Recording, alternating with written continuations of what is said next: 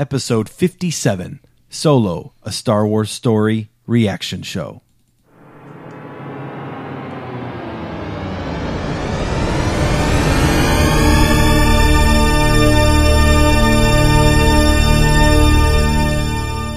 Guys, I hope that sometime down the road when you're adults, you look back at this time in your lives fondly. We've gone to now 3-4 Star Wars movies on opening night and the next night. And we've done some review shows on these, and it's been a lot of fun for me. I hope it has for you guys too. Yeah. And I love it.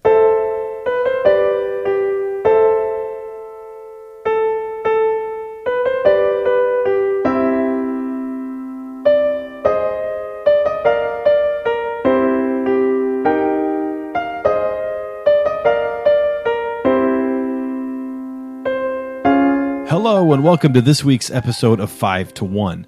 5 to 1 is all about the countdown from our panel of experts on a different topic each week. Today, we are again deviating from our typical format, and instead we are going to give our reaction to Solo, a Star Wars story, the newest film to come out in the Star Wars saga. I guess it's not really saga. This is an anthology film, but in the Star Wars universe, released today was the technical, I guess, release date, May 25th, 2018. We've seen it twice because we saw an early showing on Thursday, May 24th, with our buddy Evan. Today's the 26th, Dad. That's because we flipped over past midnight. We saw a late showing tonight, and it is now early morning on the 26th. So we're going to give our review of Solo, not in our style of counting down from 5 to 1. So let's just, I don't have any script or format here, really. I took some notes of things that I wanted to make sure we talked about, and we'll get to that. But I just want to start this off. What did you guys think of the movie? Just overall opinion, no specifics. What's your gut reaction to this movie? Good movie. One of the best Star Wars movies.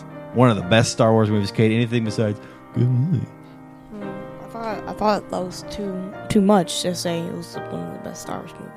Okay, so what's your gut reaction? Do you not like it then? No, I loved it. Okay. It was a really good Star Wars movie. Okay, that's better than just good movie. Well, you didn't want us no details.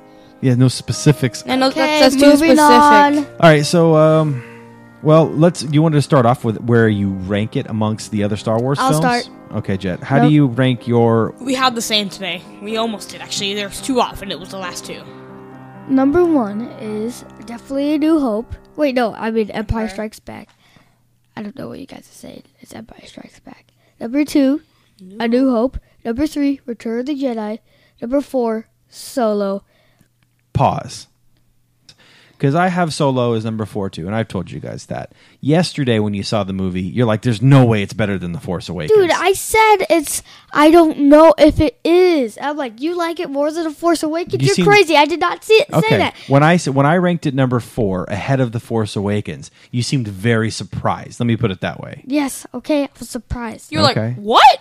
And that was it. Yeah, so I'm surprised. Now I'm very surprised that you're ranking it ahead of The Force Awakens. What about me? Well, you didn't react the same way Jet did when I said it. I just thought you would like The Force Awakens a lot more. That's what I was saying. Okay. So Solo, then it's The Force Awakens. At number 5, okay. Phantom Menace. Okay. Revenge of the Sith. Okay. What should I do next? You've got 3 movies left. Rogue One, Attack of the Clones, and The Last Jedi. The Last Jedi. And then Attack of the Clones. Okay, so your order is almost identical to mine. Almost. I just have A New Hope and Empire are, to me, you could put either one at number 1, and I would never argue with either. I typically lean towards A New Hope as my favorite, just because it's the original. I watch it the most often, even though some of the scenes in Empire, like the Dagobah training scene, that's my favorite in all of Star Wars. They're both great movies. So New Hope, Empire 1 and 2, and then Return of the Jedi is 3. I put Solo number 4, and The Force Awakens number 5, just like Jet. And also just like Jet, and this is new for you, The Phantom Menace is the one that I overrate. Like, I know most people hate that movie, but I put it at number 5. You always have Revenge of the Sith ahead of it. Yes, but spoiler alert. Can we do spoilers? This is spoiler. You're just going to... Yeah, let's go ahead and... Let me just say right now, we should go ahead and... Spoiler alert. Spoiler alert. Spoiler alert. We are going to spoil the crap out of this movie, and Jet's about to drop the biggest bomb right now. Darth Maul is in Solo. He makes an appearance at the end of the movie, and for that, I'm definitely... Because of Darth Maul, you like The Phantom Menace more than Revenge of the Sith? Is that what you're saying? Mm-hmm. All right, Kay, what's your ranking? Almost identical. I guess it is kind of identical. Like, the thing with The Force Awakens and this movie is that, like, the hype for Force Awakens was so big. Yeah. As soon as, like, Star Wars announced, everyone was freaking out. Like, the whole internet was going crazy over it. And then opening day was crazy. Everyone was Star Wars. And then you see, like, the gathering for it, like, when they first appeared for it. Oh, yeah. On the big screen, it was, like, you know, screaming about that. There was a lot of screaming in that first viewing period. Like, when you saw the Falcon for the first time, everybody screamed. When you saw Han Solo for the first time, everybody screamed. I mean, it was quite the experience. And so the hype was definitely bigger. Like, the hype wasn't so big for Solo, and there was some hype for it, you know? Very little. The least I've ever seen for any Star Wars movie.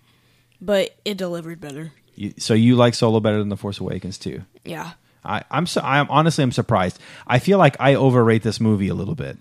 And I've looked at reviews online, some, not a whole lot.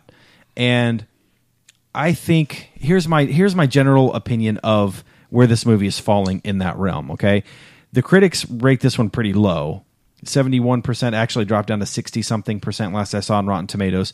It's not a horrible score. It's not a great score. It's definitely lower than The Force Awakens and The Last Jedi were both in the 90s when you looked at the critics' scores, okay? What? The Last Jedi was in the 90s? Yes. Now, that's different than fan opinion, which had The Last Jedi lower than any Star Wars movie has ever been, including The Phantom Menace. This one is better than that. It's in line with the critics' scores. I've seen a lot of people say, it was a lot of fun. I gave it a 9 out of 10. I really enjoyed it. It wasn't perfect. I gave it a 7 out of 10, 6 out of 10. I've seen a lot of those type of ratings. I haven't seen many people say, I hate it. The Last Jedi had a lot of hate. Okay, this movie, people are saying it's not a perfect movie. It had its flaws, but it was a lot of fun. So I'm going to give it a 6 or 7 or an 8 or a 9. It was a good movie, guys. I don't understand. What I'm saying is that I think I'm overrating this movie by saying I loved it. It's the number 4 Star Wars movie of all time compared to the general population. Yeah. And Evan is not here recording with us, unfortunately. And we told him we were going to try to Skype him in, but it's like 1 a.m. Evan is more in line with like the general population. You know, the general going audience. He liked it. He thought it was fun. There were parts he didn't like, and we'll get to the stuff we didn't like too. But overall, I guess I'm surprised that you guys have it ranked as high as I do, because I think I'm overrating it. I know. I loved every part of it when I first watched it. It was a lot of fun to watch it. Like- Very fun. Like you said, it's more fun for like the hardcore Star Wars fans because they had a lot of small stuff like that. They did it, and don't mention them yet because I wrote some down. Yeah, I won't mention any, but like it's a lot better for a hardcore than a casual because like, why are they saying these lines? I don't know what they mean. Yeah. Well, let's start. Or with it'll just go through one ear and out the other. Yeah, When, they just like- wouldn't even notice And it. when as soon as like it touches our ears, it's like synced into our brain right away. But let's start with something that a casual fan might have had a hard time understanding, and you've already dropped the bomb. The big reveal that I don't think anybody was expecting in this movie is that Darth Maul is in this movie. He shows up as the leader of the Crimson Dawn crime syndicate, and he's in charge of this like organization that is prevalent throughout the movie because of Dryden Voss and Kira. Okay. Drops the bomb. The casual fan, and this is a perfect example because Evan, who watched the movie with us, he loves Star Wars, but he's a casual fan in a sense that he doesn't follow it like we do in detail. He's like, he asked me right after the movie, so I guess they put Darth Maul back together. How is he in this movie? Okay, the hardcore fan knows. We've watched the Clone Wars animated series. We've watched the Rebels animated series. We know he's alive. He's alive. As well. He survived getting cut in half.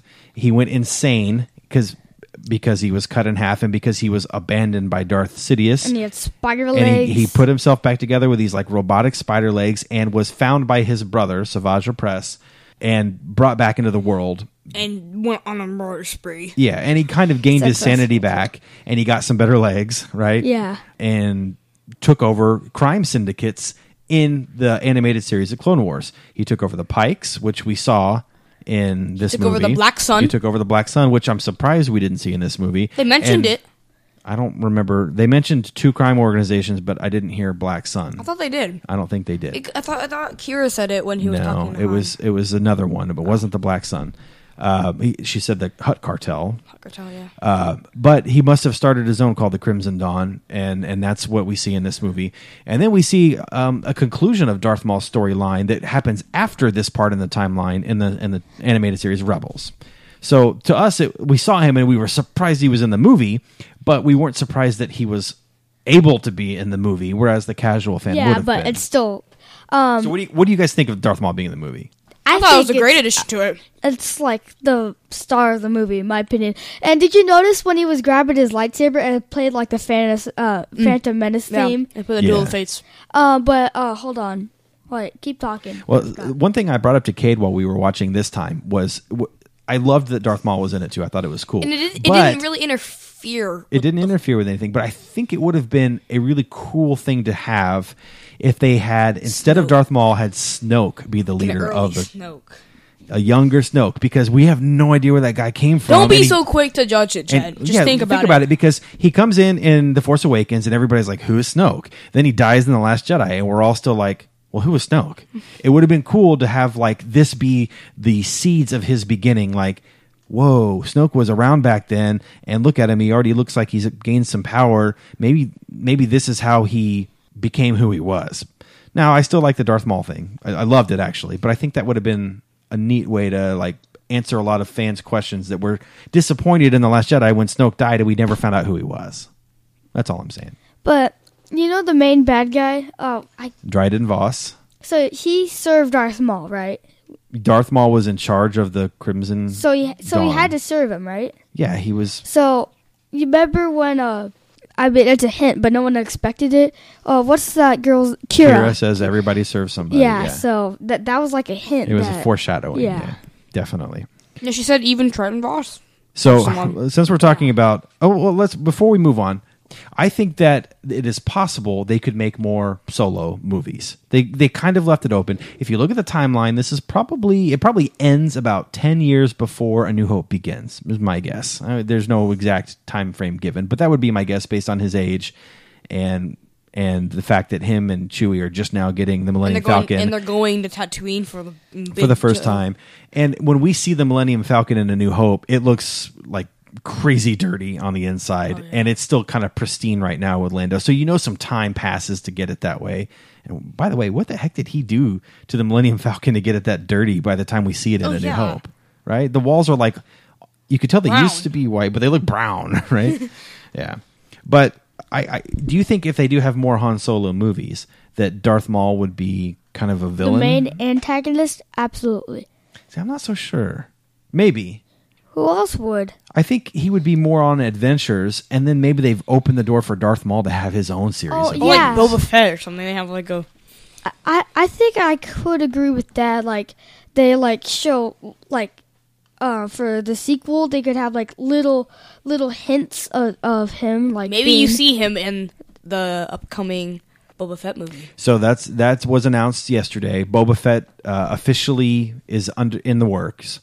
Directed by some guy whose name I can't remember, who also directed Logan, the last Wolverine movie, which was very good. And I think we're going to start to see how the Disney model that they've used for Marvel is going to correlate to Star Wars, because you're going to have all these crossovers. When you see a Doctor Strange movie, you see Thor in the movie, and vice versa. They have these crossovers. They're going to have a Boba Fett movie. There's going to be some crossover with Han Solo, and I think we're going to start to see that a lot. Maybe it's not going to be like so big that maybe it'll be like a little subtle thing. Yeah, it could be. I think like Boba Fett, they're going to have like a little hint at him, and I think the next in line would be Obi-Wan. Like maybe they can have the next 2 movies like that will be like hints of Darth Maul. So like everyone's like, okay, I think they're going to have a Darth Maul movie, and then they will release it. Maybe.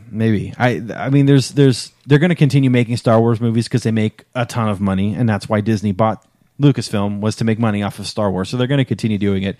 I think it's cool that we're going to see crossover between, and I hope that Solo is successful. I have not looked at any box office reports.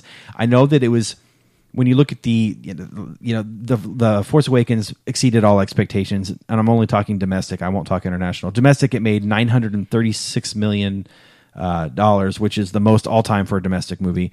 The Last Jedi was anticipated to go somewhere in the 800 range, and it never got there. It finished around 650 or something like that. So it was still a big movie. Huge. Just like the 5th biggest movie of all time or something. But it fell short of expectations.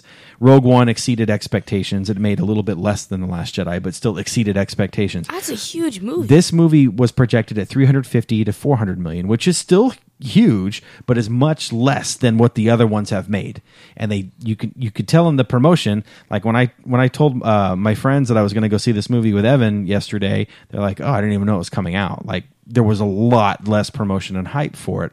I don't know if it's a really good movie. Maybe word of mouth gets out. You need to go see Solo. It got big word of mouth in my school because like it got to kids and like, "Oh man, you're gonna go see Solo." I mean, I had kids ask me that. Yeah, and the teacher played the trailer.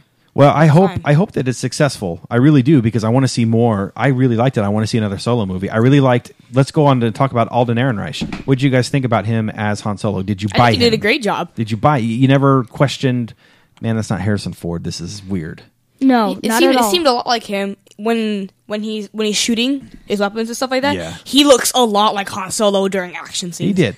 The thing, Alden does not look a lot like Harrison Ford, but his personalities, his swagger, his confidence, the way he delivered his lines, I never for a second doubted that was Han Solo. Even from the beginning when he's trying to negotiate with the guy that caught him when he was trying to escape with Kira. Yeah. Like when he smiled and tried to talk his way out of it. Oh, I was just going on my way to go see what's it called? Lady Proxima. Lady Proxima. Like when he goes that's similar. Really good Han Solo. That's similar to Jabba when he's like, "Hey Jabba, I was just going to pay my debt to you." That's exactly right. Yeah, or it's a lot like that. Or when he runs into the on his ship, those two guys, the two clans, Balatik, and that was the guy's name.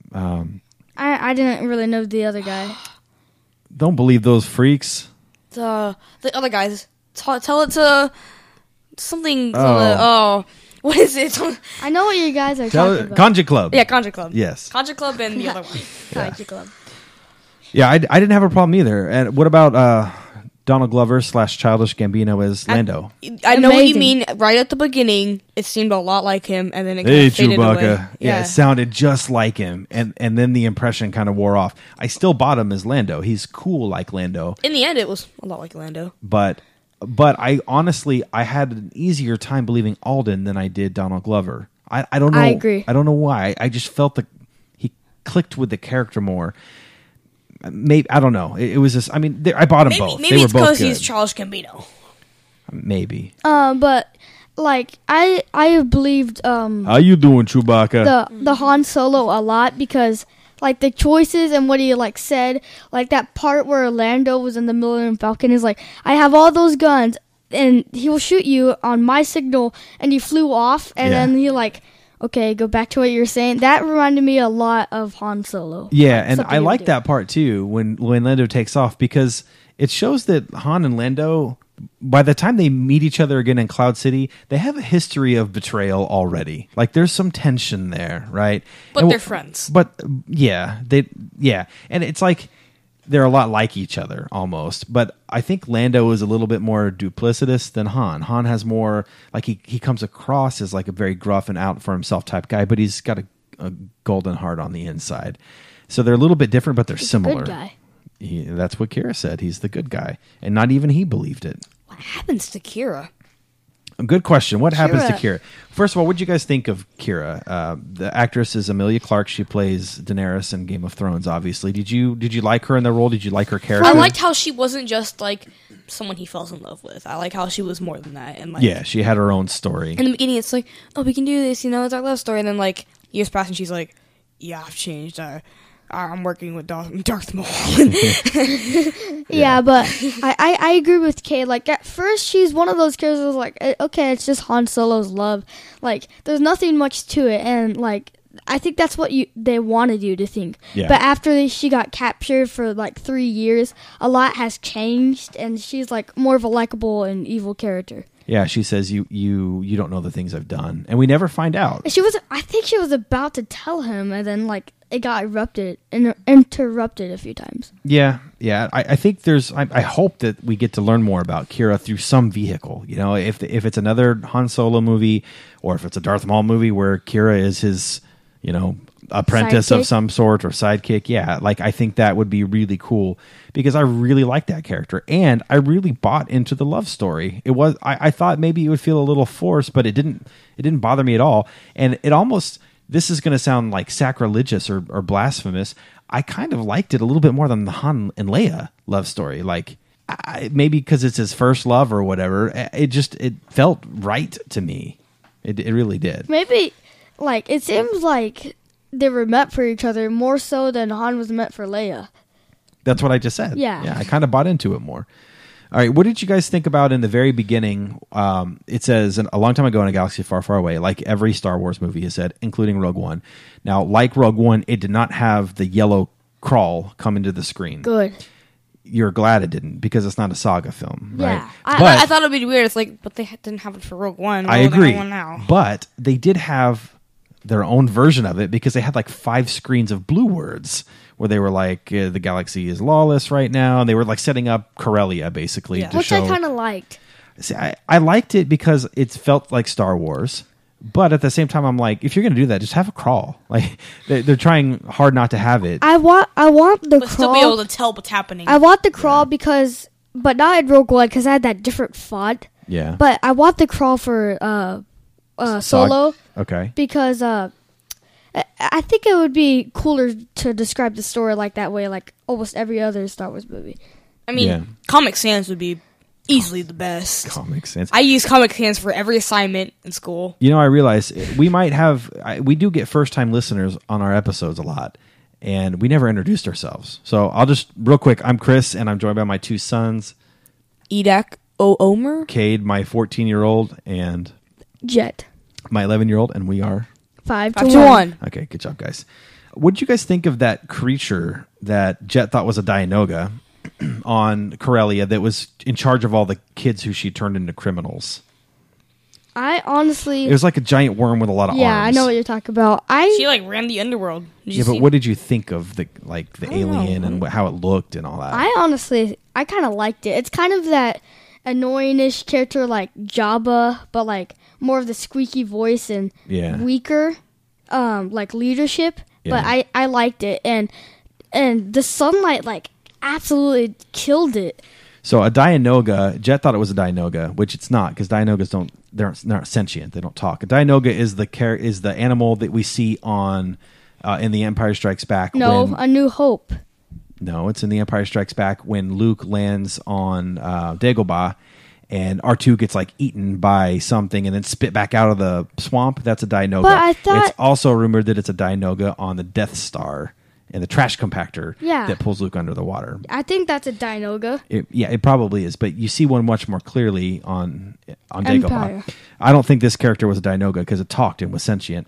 I wasn't a big fan. I thought it was a little weird looking, and I'm all for introducing new species I and new kinda aliens liked into it. Star Wars, but I didn't. I didn't really have anything on it. I was just like, I liked all the species except for one where. Yeah, I know which one you're talking about. But What? I don't want to explain it. It's creepy. I'll set the scene. When Han and Tobias Beckett arrive at the yacht of Dryden Voss, right? Mm-hmm. And they go up and they're playing this kind of weird music, and there's this lady who's wearing like the all little gold. guy singing. The little brain looking dude. Oh, he was funny. I liked him. Oh, He's I creepy. saw that and I was like, this is too much. But I liked the other species. Like when they're at, there's a lot of memorable ones when they met Lando. Like there was that one that was looking at Han's cards. And like, Oh, yeah. Look at your own cards. No, all of your eyes. We've seen that species before.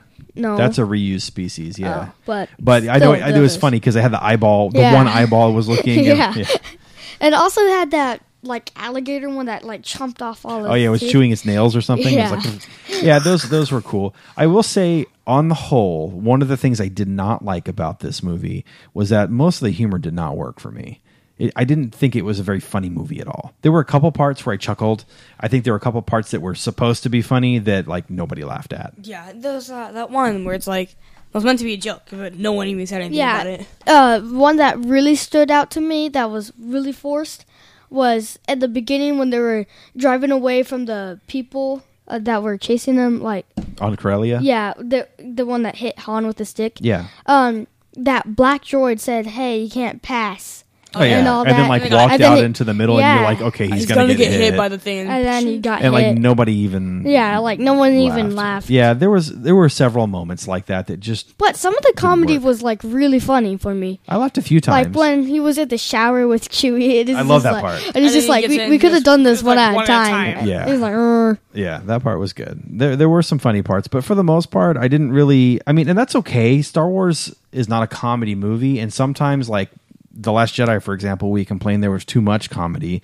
And in this movie, we should probably say for the listeners that don't know, the original directors of this movie were Lord and Miller, who directed the Lego movie, and they are straight-up comedy directors. I do not want Lord and Miller. They got fired because Good. supposedly they were turning the rumor was they were turning Alden into like the Ace Ventura of Star Wars, and so there were complaints and he got fired. They brought in Ron Howard, who is a longtime friend of George Lucas and has a lot of respect and reverence for the Star Wars universe, and I think he made it a better movie.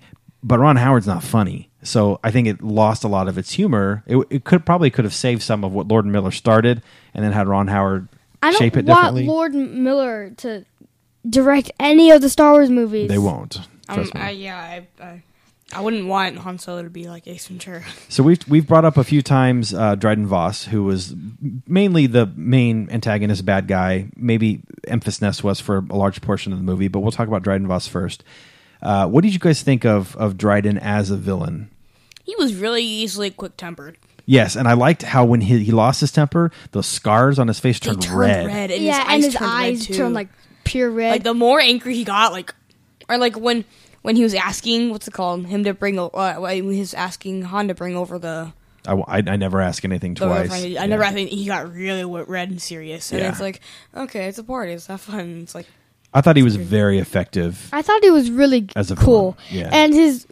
And his weapons were brass knuckles, and they had like Like the little the two blades on it. blades. Right. Those And were awesome. His style of fighting that we learned through Kira, that she learned how to fight from him, is called Teras Kasi.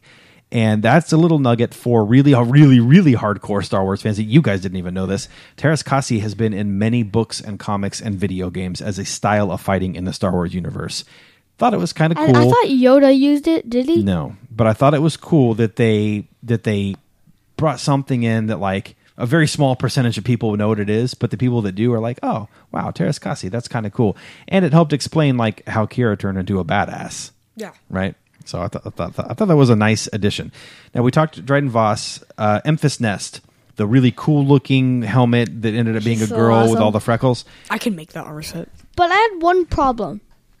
So you know how she was a girl, and I didn't think she was, but I told you she it was like a reveal that she was. But I feel like they it's kind of repetitive because that also happened in Return of the Jedi when Boushh was Leia, and when she took off her helmet. Totally different though. Leia went to save Han. I mean, she had to Yeah, disguise I know, herself but as a bounty hunter to get into Still, Jabba's like, palace. It's just, Totally You different. could tell she had a girlish voice. Yes, that's how I knew it was a girl. It was From just the kinda modified. I did know, like, I came into this movie completely spoiler free. I watched maybe 2 trailers. I didn't read anything, but I heard Memphis Nest talk on one of the trailers, and I thought that sounds like a girl's voice being modulated. To, The body to be kinda looked- scary. And the body it looked didn't like have a very girl. masculine features on the body. No, like big muscles. Yes, but I think it was still a surprise to most people it was a girl, including Jet. Like when I talked to him And about her it face before the looked movie. very innocent. Yeah, but But what'd she's you think of awesome. Memphis Nest? She She is was awesome. so good. Really cool character. Very like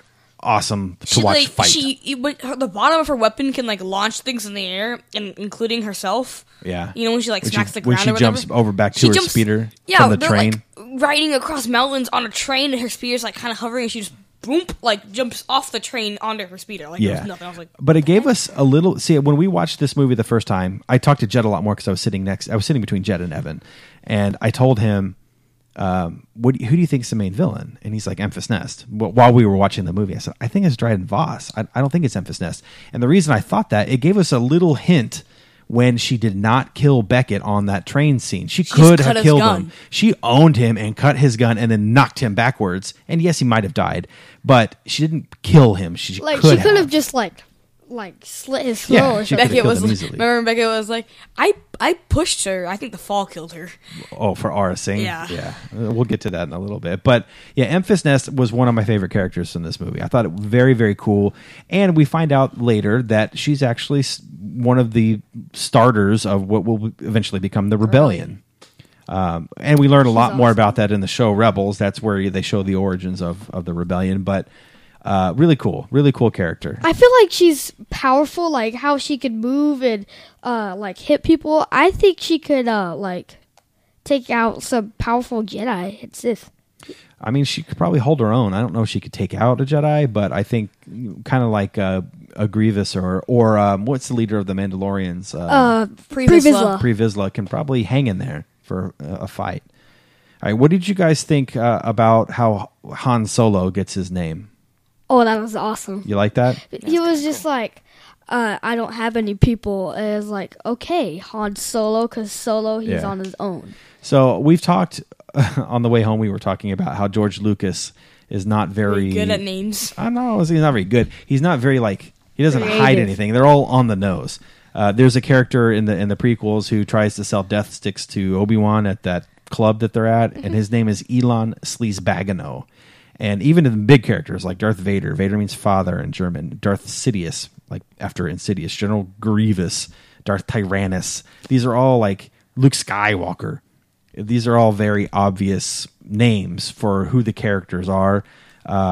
Solo, I'd never really considered it before, but also on the nose, he's kind of out for himself, and he Except for Chewie. Yeah, but I mean, he's looking after number one. And he has this character arc in the original trilogy where he comes around to be the good guy that Kira said he was. But I thought that was a neat little way to kind of show, like, yeah, you know what? He was named after who he is. He is kind of a loner. So the main bad guy in Solo, he's really cold though. Dryden like, Voss? Yeah, he would always be like, okay, so you do not have an offer, and they were like, well, they're like, not really, and then it's like, okay, kill him. Yeah, like we're just done like here. that. Yep. I mean, that's what made him part of what made him a good villain. So another thing about his, we learn about Han and about Lando, is that he was not close to his father. Han was not close to his father, and it probably helped shape who he became. And then he had his own son, Kylo Ren, we find out in the sequel trilogy, who he abandoned at some point, probably after Kylo went crazy, but whatever, he left the family. And then his own son kills Han Solo later. Do you think that the Solo movie, by setting up the fact that Han was not close to his father, was trying to maybe tie it into what happens to Han Solo later? Yes. Yeah. Yes, but it's don't kind know. of hidden. Like, it's kind of hard. It was kind of a stretch. I don't know. I don't know if it's a stretch. I think that when you watch the Solo movie, the Han that you're thinking about is Han from the original trilogy, because that's who he's closest to in the timeline. But I think that maybe they were considering who Han becomes in the sequel trilogy with some of their decisions, and I think that was one of them. So that was one little thing that I thought was kind of cool too. Okay, what about the they make the Kessel Run in 12 parsecs if you're rounding down, right? That was kind of funny at that part too. What did you think about how they did it though? They had to go into the maelstrom and they almost got sucked into the maw, which again is another thing that was pulled from the books. And there was that big giant creature that almost ate the Millennium Falcon. I loved it because the scene, like with all of the Kessel running, was like a lot scenes to Could've done show without how the creature. hard it was to make the Kessel Run in 12 parsecs. Could have done without the creature. The creature bothered me a little bit too. It was like, what the heck? I think they could have made the maw the thing that they really had to avoid and their big obstacle, and it would have been interesting enough without this weird gigantic creature that looked like a big Rathar basically. And I know that a lot of Star Wars of when in the Phantom Menace when they're underwater there's a big fish and then the bigger fish. there's eats always the a bigger fish. fish. And Yeah. then- And it's fine. I said this earlier. Star Wars likes to introduce new species and new aliens, and I'm okay with that. And I like them a lot of the time. This one didn't really work for me, and I thought it was almost a little bit like I don't know, predictable Like a or Kraken. cheesy, or I wasn't a big fan of that part in particular. But like the whole Kessel Run scene, do you like? I liked everything on Kessel, and I liked the fact that they showed us how the Kessel Run became a thing. I'm wearing a shirt right now that says "Just made the Kessel Run." And that's a very famous part in Star Wars, the ship that made the Kessel Run at 12 parsecs, and they bring it up again. They say, "This is the ship that made the Kessel Run at 14 parsecs." He's like, 12. So I like that they revealed that. I didn't like the creature part. I could have done without that. That's all I'm saying. Yeah. It's cool in TV shows sometimes, Yeah. like the Clone Wars, but I don't think it belongs in serious movies like that. What did you think of Kessel, the planet? I liked it a lot. Did you like the whole story that went on there? Basically, so the premise was that Han and Chewie went in as prisoners. They escaped, so they could get to the whatever it was they were trying to steal. I can't remember. It was Unrefined coaxium. Yeah, coaxium. Yeah. I thought it worked. The one thing that bothered me, and this was a general gripe for the movie, is I did not like L3, the droid, Lando's droid. Yeah, same here. She was really annoying. Really annoying, like pretty much from start to finish. And the whole like freeing the droids thing, like it was stupid to me. Like, They're droids. They're meant to be expendable. It just wasn't interesting, I guess, to me. And it was kind of weird that they made her, that droid, like almost so human that I just didn't get it. And the whole relationship with Lando was weird. I don't know. You can see on Kira say she was like, "How does that work?" And she's like, "Oh, it works." It's just it was just weird. That's all I'm saying. But that part was funny when Kira was talking to her on the Falcon. For Chewie, I loved Chewie because like we got to see him like really go berserk. And he's like when he gets mad, he could like take out anyone. No one really, I don't think anyone really thought of Chewie as like a beast. Like they more thought of him as a like laughable and lovable sweet, loving. character. Yeah, because he's lovable in the original trilogy, but they refer to him as tearing people's arms off, which we finally get to see. And Wookiees are supposed to be these fierce creatures, and we get to see that. Like when he fights, wow, it is really cool to watch. Like when he threw that dude on his head, Oh yeah, I was like, I thought he was just gonna check him, but he like slammed him on his neck. I was like, Chewie, oh my god! And it was kind of weird seeing Han and Chewie fight when they first met. But like, Han was doing really good. He did all right. He's a survivor. He did all right, yeah. But like until his son kills him. Chewie is like crazy. Yeah. Like he's a good fighter. It was really cool seeing Chewie fight. And I also loved to like because he's always like was nice Chewie inside because like even when Han says I have this ship you could go wherever you want after I could free you with the ship. Yeah. And he said, okay.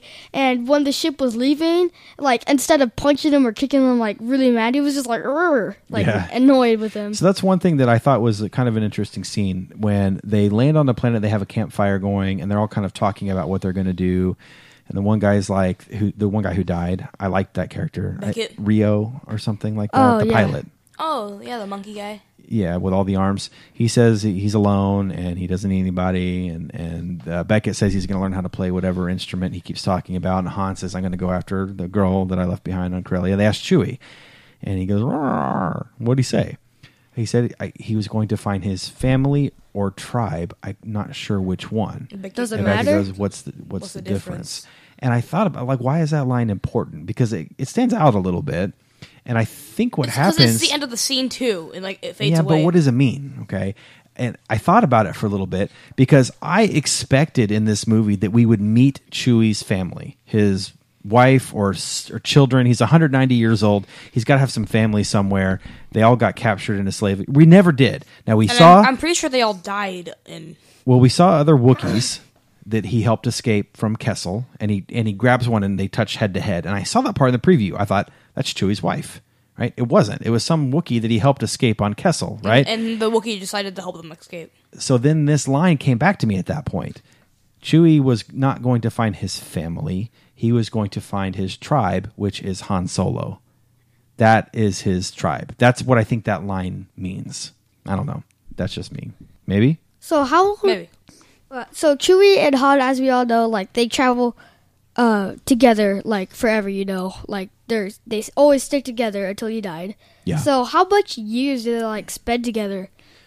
Well, if you are to believe that this movie ends around 10 years before New Hope begins, then there's at least 10 years there. Then you have a 3-year gap between that and Empire Strikes Back, so 13 years, and you got maybe another 3-year gap up to 3 years before Return of the Jedi, so 16 years. And the And then, then they stay together after that. for like 20 years. Yeah, another 20-year gap. So there's 36 years. And then he dies. So 35 to 40 years they had adventures together would be my best guess. That's crazy. So a few things that I thought that were really cool in this movie that the Star Wars fans would notice, and maybe the casual fans would not. And I took some down. Maybe you guys have others. Number one, Han and Tobias Beckett have their showdown at the end of the movie. Han shoots first. Oh, it's really Got it cool. right. So this is a big sticking point with hardcore Star Wars fans that in the original Star Wars movies that came out in 1977, when Han and Greedo meet at the cantina, Han shoots first. He kills Greedo. That's his character. That's who he is, right? He's kind of cold. And he has a character arc as the trilogy progresses. Later, George Lucas released a special edition in 1997 where Greedo shoots first. And then he revised it again, and it's like they shoot at the same time. This really upset a lot of Star Wars fans. And to the point where Han shoots first had become kind of a mantra of people saying, George Lucas, please stop changing these movies. A lot of the changes he made were better. But this one, a lot of people griped about. So in this, I thought it was cool. That's a little nod. Han shot first. And there was no doubt, right? And it kind of surprised me when it happened. Yeah, Did it surprise you guys? Yes, very, because like Actually, it was kind of foreshadowing it when he was learning his trigger. Like, this is one lesson that you need to learn. It's like, I don't think that he's gonna shoot him. I think Han's going to win this battle. I was just surprised when it happened. like Han just went, because they were talking like for a little while. Monologue. And and he was. It seems like the conversation would go on for a little longer, Yeah. because they still had a lot to talk about. And then he was like say difference, and right when he said diff, like he just shot him. He shot him, yeah. And it was kind of a touching scene, too, because he obviously cared about him. He went over there and like held his head as he died, and they had this touching moment after he killed him. I thought that was, I think Beckett kind of like regretted betraying Han. I don't know if he regretted it. I mean, he was still out for himself. He cared for Han, obviously, but he was really a solo. First. I mean, yeah, he was really solo. I mean, one more thing about George Lucas being, kind of lazy. You know how he's lazy with names sometimes. Yeah. Do you think he also was kind of with aliens too when he was designing them? Have you noticed that Yoda, alien, what's it called? What's his alien called again? They never revealed what Yoda's species is called. They look like the Lanix, Evan Peel. They're just kind of like skin color. I don't think he was lazy at all with alien design, especially by the prequels, because he made his staff create what's called maquettes, which are basically clay models that are life size of every alien, and he approved or disapproved and made them go back and do tons of them, and he kept all of them and then reused them later. The only ones that were a little bit lazy were in the very original Star Wars when they had a very, very small budget. They used some costumes that were like out of this dude's creature shop. That's why one of them looks like a werewolf. Yeah. So they weren't, but it wasn't out of laziness. It was out of small budget. What were you going to say, Jet? Can I say the Easter egg I found? I'm doing those now. So yeah, go ahead and do one. In the background when Dryden Voss's ship. Dryden Voss, they were all talking. There's a lot of weird stuff in the background. Artifacts. Yeah, one of the artifacts, I swear, is from Raiders of the Lost Ark, the legendary artifact that... The Golden Idol. Yeah, the Golden Idol that Indiana Jones steals, goes back, and gets stolen again by the main bad guy in that movie. Belloc? Yeah, Belloc. Is it Belloc? I think so. Yeah, it did look a lot like it. It never showed it up close or clearly, but it looked a lot like it. It was a It small was exactly. skull golden type thing because Yeah. it was blurry in the background. I 'cause think it was. focusing on I think Han. it was meant to be. You're right, Jed, and you saw that in the background. That's crazy. I'm the one that... Didn't you say there was a crystal skull? And I know what you're talking about because there is a crystal skull, but the crystal skull is shaped like a long-headed. Yeah, I thing. didn't see anything that looked like that. I Yeah, saw it was just like a glowing crystal, like a skeleton skull. head or something. Yeah. So another little nod that I this was probably my favorite line in the whole movie. They crash land on that planet where they have to go get their coaxium refined, and they look. It's Han and Lando, and they're looking at the Falcon, which has been like destroyed. And Han comes up and he puts his arm around Lando and says, "Man, she's a great ship." And Lando goes, I hate you. And what does Han say? I know. I know. So that was a nod to the I love you, I know. Very classic line from the original trilogy between Han and Leia, and then later reversed between Han and Leia. That was probably my favorite line in the movie. What'd you guys think? I loved it. But like, it's such a small scene. Like, they didn't even make a big deal out of it. It's just one small line. You know? Another one is when Han and Kira are attempting to escape from Corellia, and they're trying to get through that gate. And there's you see stormtroopers around there, and they're being chased, and they're trying to like blend in with the crowd. What does the stormtrooper say? Move on. Move along. Move along. I don't think that's part of it though. Like, It's gotta be. that is very clearly a reference to A New Hope when Obi-Wan says "move along," and the trooper goes "move along, move along." Exact same line delivered by a trooper in the exact same voice. So definitely, not really. It's just a background thing. Definitely not. They even focused on the trooper while he was doing it. Yeah, they could have used any other line besides "move along, move along." It was very clearly a nod for the fans. Another one and I'm going to say this one almost bothered me a little bit, because they made too big of a deal out of it. But I get it because they used it for the love story. But it's the dice that hang in the Millennium Falcon. Dude, I love that. The dice in the Millennium Falcon, like hardly anybody ever noticed those dice until they showed up in The Last Jedi when Luke brings them after Han is dead. He brings them to Leia and hands them to her before he goes out and has his ghost battle with Kylo Ren when he's not really there. Okay? And then some people that knew about it were like, oh, those are the dice from the Millennium Falcon. And then a lot of people are like, what's the deal with the dice? Now it's become a huge thing because The Last Jedi, it was in this movie a lot. Passed back and forth between Han and Kira. You see it hanging on the vehicle that he steals in the beginning. It ends the movie on it. You see it hanging in the Falcon again at the movie. I don't mind it being there. But I like it. I think they overused it a little bit. Yeah. But I did like the fact that he gave it to Kira and that she gave it back to him when he was making the Kessel. When she punched him. That was a cute part. I was okay with that. Another one. Well, we already talked about it. Chewie rips somebody's arms off. Yeah, I loved it. They referred to that in I think it's A New Hope, when that kind of holographic chess game is called Dejarik. He tries to knock all the holographic things. Just to knock them off, and then he goes, "The holograms, you can't knock them off." As he tries again. But in A New Hope, when they're playing that game, and C-3PO was playing against Chewie, they make a reference to Chewie ripping people's arms off when he loses. They say, "Let the Wookiee win." So finally we got to see Chewie rip somebody's arms off on Kessel. That was cool. One of my other favorites in the original trilogy, Han and Lando meet, and Lando says Han. Okay, he is the only person that calls him Han. Everybody else calls him Han. And I actually saw somebody, they put a counter together. Everybody said Han, Han, Han, Han, Han when they said his name, until Lando says Han, Han, Han, Han. And Leia even says Han a couple times because maybe the actress Carrie Fisher got influenced by Billy D. Williams. And I think this is very much a Billy D. Williams thing. Didn't even know his name was Han and probably just said Han because Billy D. Williams is too cool to know it. But I love that they made it a thing in this because there's a reason that Lando calls him Han. It's because Han comes in and says, "What is this, Sabak?" He goes, "No, it's Sabak." "Oh, okay, Sabak." And he goes, "Yeah, I'm Captain Lando Calrissian. I'm Han Solo." "Well, Han." Yeah, he does it because he does it right back to him, and then calls him Han every time after that, and then into the original trilogy calls him Han. I thought that was really cool. Really cool. By the way, Sabak is also something that's been in countless video games and other... I've actually heard of Sabak, though. You can play Sabak in Knights of the Old Republic. Is it fun? It's all right. It's a good way. It's a way to make credits, basically, to spend in the game. Wait, no. I know what Sabak is from. It's because in the Bane book I read, Sabak was in there. He would spend countless hours gambling in Sabak. It's their version of poker. Yeah. Bane would play Is spice drugs? I think so. Because all of the cartels, they all smuggling deal spice together. So I'm guessing that means drugs. Must be. Another nod, and we're running long on time, and I don't want to cut us short, but I also want to get through everything on here. L3, the droid that annoyed me, said one funny thing that I did like a lot.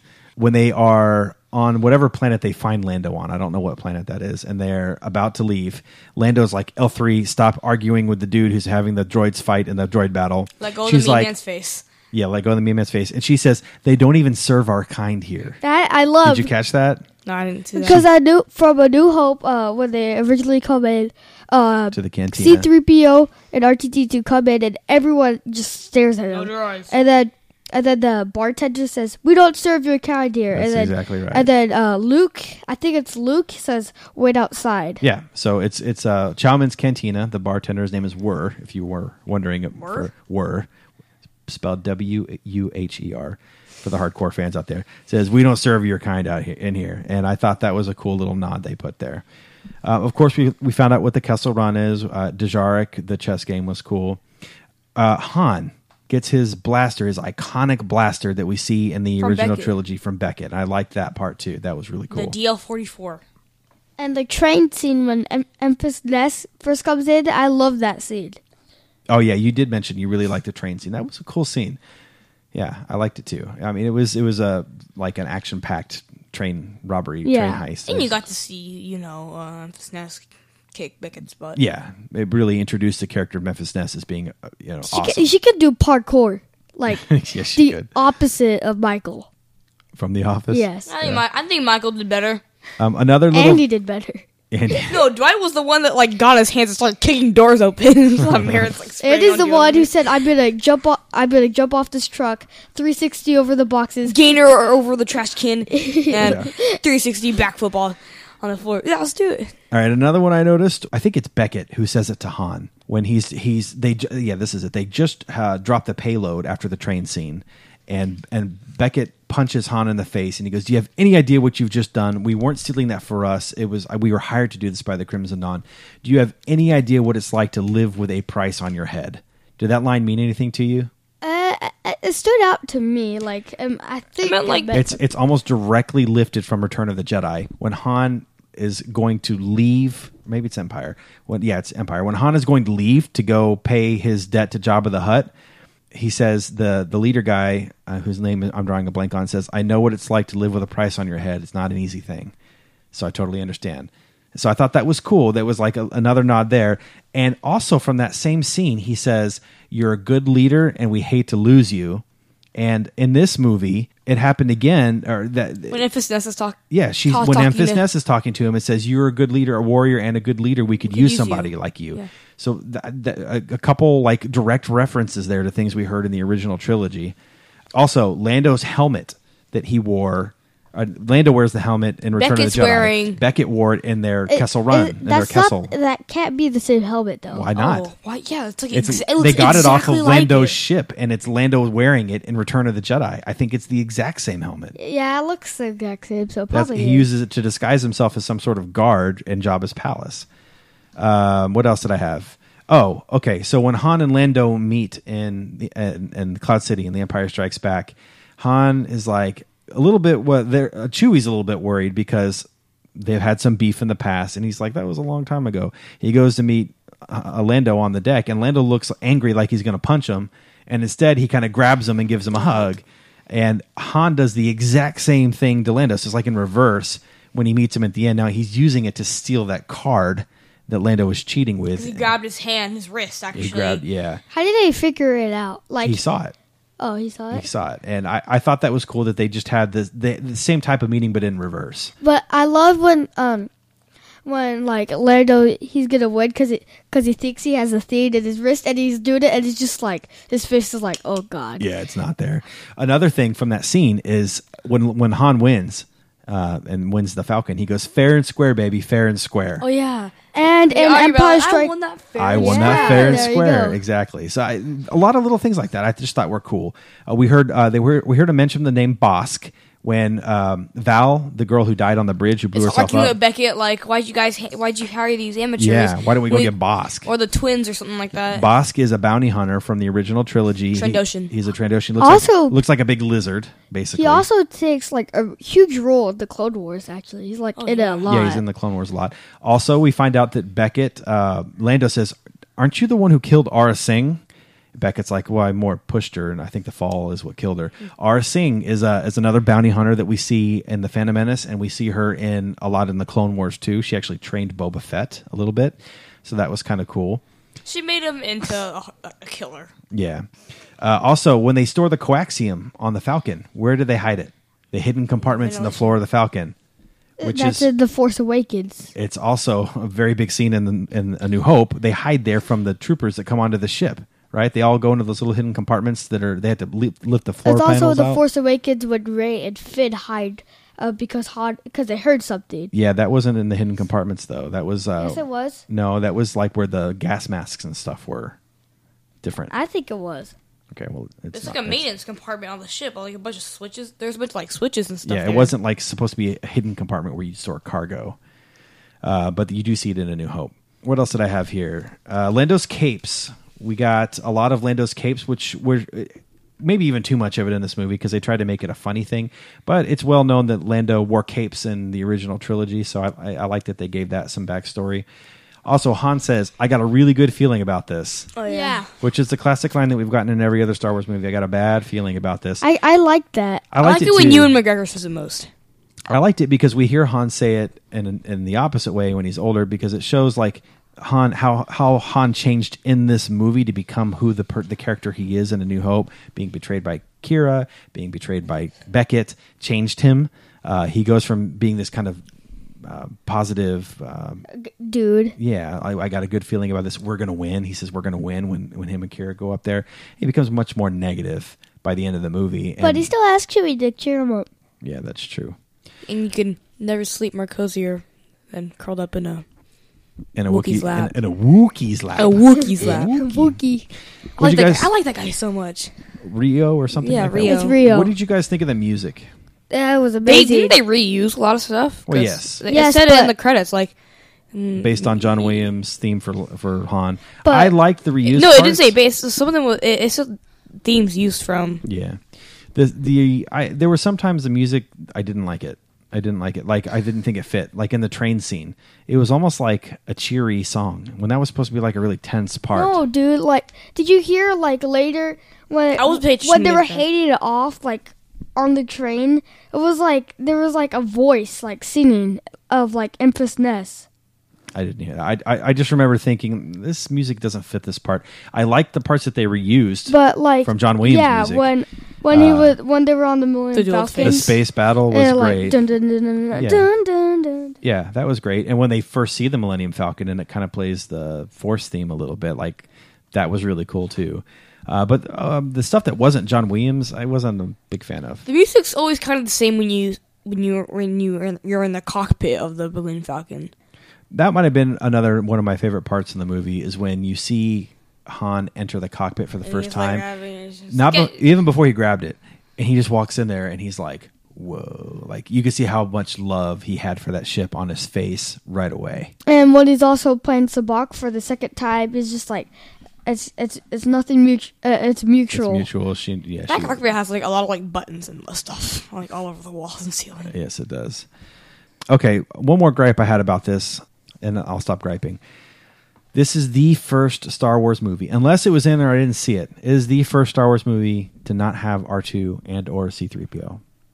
And that bothers me a bit. Now, they don't fit in this story, so it would have been forced, okay? But I'm okay with forcing it in there because they are Star Wars to me. Like, you got to have them in there somewhere, and they weren't anywhere. They managed to get a lightsaber in this movie. Yeah, they got one. Darth Maul. Darth Maul. Darth Maul. Sorry, Maul, because he's not Darth anymore. Ignited his lightsaber. Do we just call him Maul? Was he ever a Darth? Because like there was yes, already he was. two Sith. No, it was him. Oh and yeah, Sidious. Insidious. But they could have found a way, just like in a brief glimpse, maybe with Memphis Nest when the rebellion, or I don't know. They could have somewhere just. I disagree. I don't think like you gotta have R2. I think they would just be like, "Oh, R2, of course he has to make an appearance." Yeah, and I would have been happy. It would have been forced, but it would have made me happy. It's like, to me, it's kind of like the signal that Star Wars is getting away from the Skywalker saga, and the R2 and C-3PO don't have to be in every movie, and that makes me sad. I need R2. He is Star Wars for me. He's the most like lovable character. We don't really need C-3PO, but we need R2-D2. Well, it was sad, like in the Clone Wars when Anakin almost lost R2-D2 for good. It's like, he's gonna come back, obviously, but it's like, man, without R2, yeah. All right. So, what was your favorite part in the movie? Maybe when the scene where they land on that place to go get the coaxium refined. Kessel.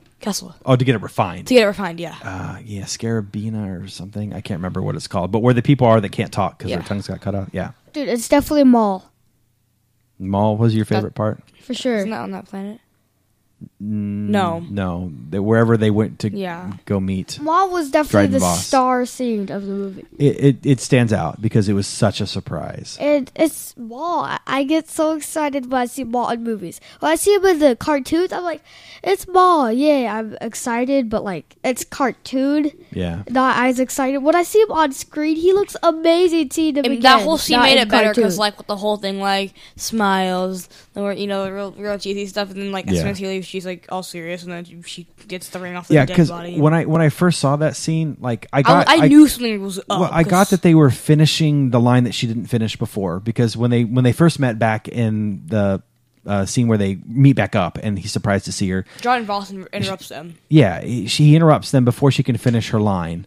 It's Beckett that interrupts him, isn't it? I told you not to talk to anybody. Oh, yeah. She's about to say the word smile. She doesn't get there. And then she finishes it later. And when she does, I was like, that was a little cheesy. But then the fact that was an act to get him to go, I'm like, okay, well, now I can buy it, because she was cheesing it up to like convince him that she really wants to go away. And yeah. Now, I was like you. I kind of thought this is where she betrays him. You know that something has to happen between Han and Kira. Either she dies or she betrays him in some way, because they're not together, right? He's solo. She's not mentioned in any of the original trilogy. Of course. And we know that he becomes a different person because of this movie. The things that happen to him in this movie, he becomes the Han Solo that we know in A New Hope. That we love. Yes. But he's not this kind of he's positive not guy. Complete. He's not this positive guy that we see at the beginning of this movie, because he gets betrayed. So we knew that she had to betray him and or die, right? And it almost seemed like she was going to betray him when she attacked him, but that was really to attack Dryden Voss. I saw that coming. Now here's the deal: did Kira kill Dryden Voss to save Han, or was it to take over, or was it both? It was both, my opinion.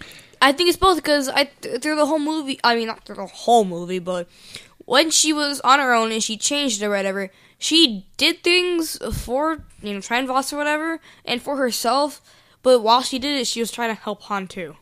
So I think that she had an interest in saving Han because she has feelings for him still. I think she was... But it was very much secondary to her taking over. I think she was Crimson Dawn. trying to, like, take over, but she was trying to avoid Han, but, she couldn't.